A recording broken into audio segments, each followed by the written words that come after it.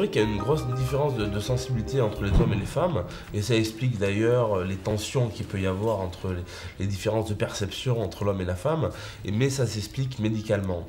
C'est-à-dire que les femmes utilisent surtout la partie droite de leur cerveau, l'hémisphère droit.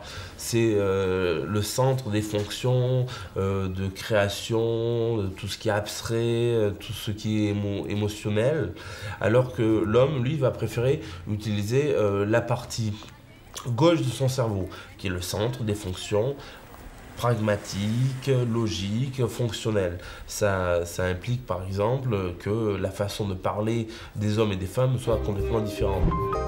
On laisse l'amour entre les mains du hasard. C'est une grave erreur.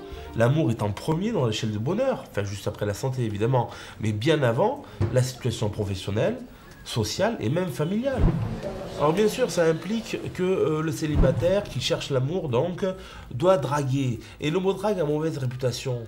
Mais cet aspect négatif de ce mot a surtout été construit par les dragueurs sauvages, qui veulent juste remplir leur lit. Vous voyez ?